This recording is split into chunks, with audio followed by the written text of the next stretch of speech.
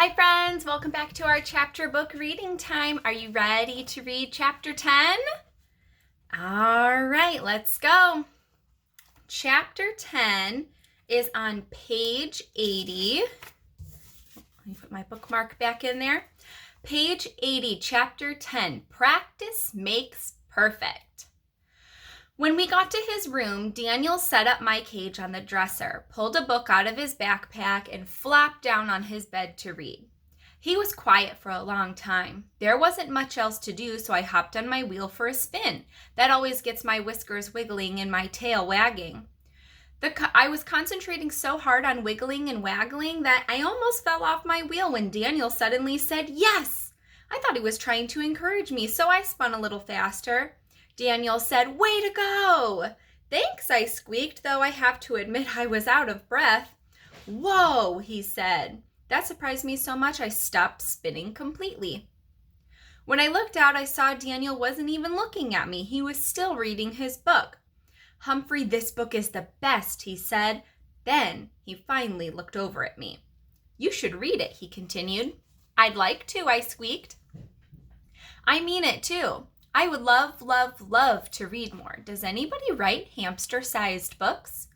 Daniel sat up and leaned closer to my cage. "See, this boy has a magic backpack, and anything he needs comes out of it whenever he needs help. So there's this part where another boy is bullying him, and he reaches into his backpack and pulls out a cream pie. So he throws the pie in the bad guy's face, and when the bully tells the teacher, the pie and the mess magically disappear. I sure wish I had a backpack like that." I guess anybody would like that. "And it can take you places. You put it on and think of a place you want to go, and whoosh, you're there," he said. That got my brain spinning. I imagined being in my cage and putting on a magic backpack, and whoosh, I'd be on the top of Mount Everest, although it would be a little cold there for a hamster. Or I'd be surfing on the Pacific Ocean, although it would be a little wet there for a hamster. I could be on the streets of a big bustling city, although it would be a little dangerous there for a hamster. Maybe a magic backpack wasn't such a great idea after all, at least for a small creature like me, but that cream pie sounded yummy, yummy, yummy. I glanced over at Daniel and could see that his mind was miles away. Boy, if I had that backpack. When it came time to practice piano, I could put it on and fly to an amusement park, he said. "Don't you like playing piano?" I asked, wishing that he could understand. "I like the piano," Daniel said, "but every time I practice, I make so many mistakes it sounds awful. That's why I don't like to practice." I saw his point, but I also thought that if you don't practice something, you'll never, ever get better at it. There was no use in trying to explain that to Daniel, though I knew all he could hear would be squeaks. Daniel stared at the cover of the book. "This D.D. Denby is a genius," he said. "Imagine writing a book like this." Then he opened up the book again and leaned back on his pillow. I've got to find out what happens next. Reading is great, but it's not too interesting to watch someone read.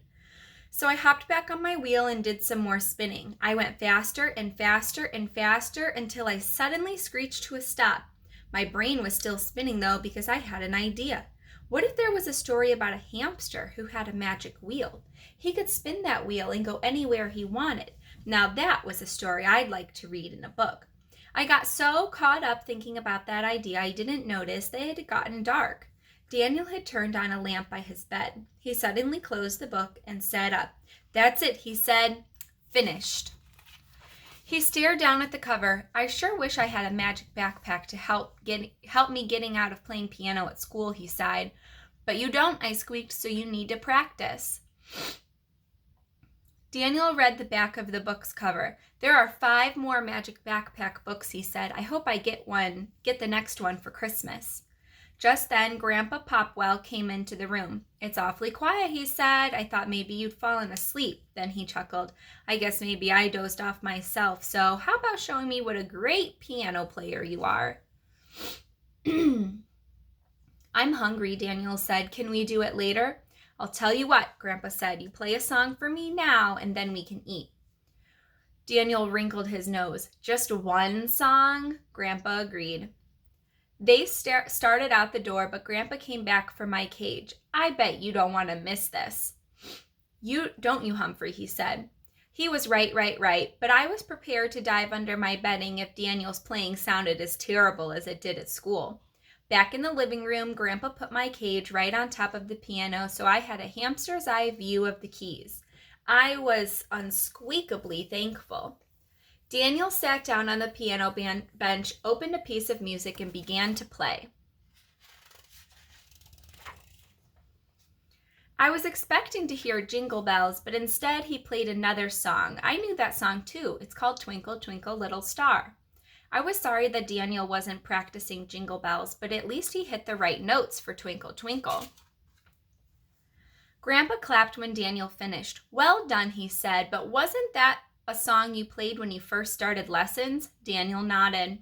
I'd like to hear one of your new songs. I think your mom said something about playing Jingle Bells, his grandfather said. But you said I just have to play one song, Daniel told him. You didn't say which song to play, and I'm so hungry.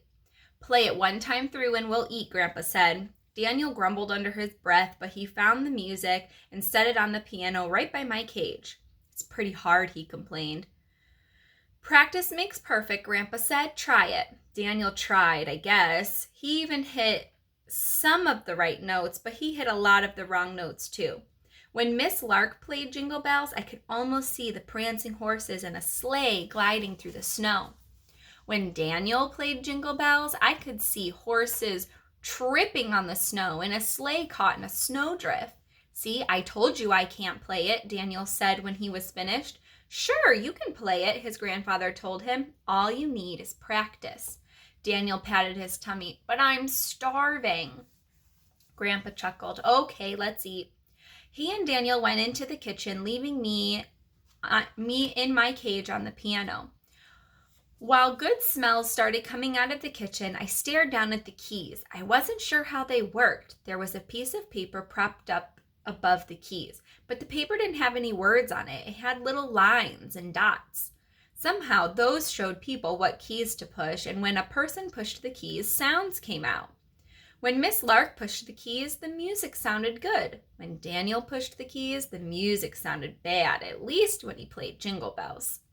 I thought of how the song goes. Jingle bells, jingle all the way. Squeak, squeak, squeak, squeak, squeak, squeak, squeak. And that part didn't seem too difficult. If you could find the right key and hit it 3 times, then 3 times again. And what was the next part?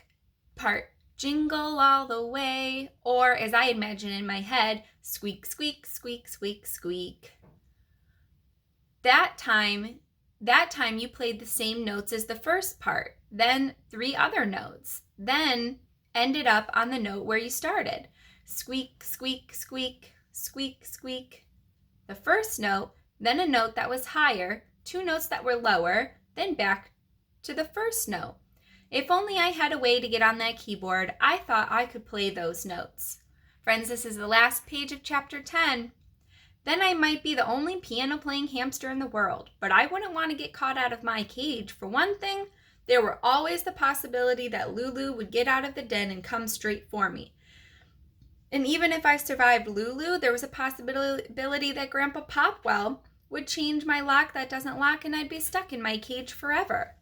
So I stayed in my cage and thought some more until I knew Jingle Bells so well, it was almost part of me. After dinner, Daniel and his grandpa came back in the living room. Let's give Lulu a break and take her for a walk, Grandpa said. That was fine with me as long as she didn't walk close to my cage. Now, Daniel said, it's cold out. We'll bundle up, Grandpa said. Lulu needs the exercise. Come to think of it, so do we after all that chili. Soon, Daniel and Grandpa Popwell were wearing their hats. Oh my goodness. Soon, Daniel and Grandpa Popwell were wearing coats and hats, gloves and scarves. They went into the den and came out with Lulu. Luckily, she was on a leash, and she was actually wearing a sweater, which seemed strange to me. She barked at me, of course, but Daniel took her outside while Grandpa locked the front door. We'll see you later, Humphrey, he said as they left. Bye, I squeaked back. Don't hurry back. And there I was, no Lulu, no humans, just me and the piano. Humphrey's winter wonderings. I wonder why a dog needs a sweater when she already has a coat of fur. All right, my friends, that's the end of chapter 10. We'll read chapter 11 tomorrow. Bye. Have a good day.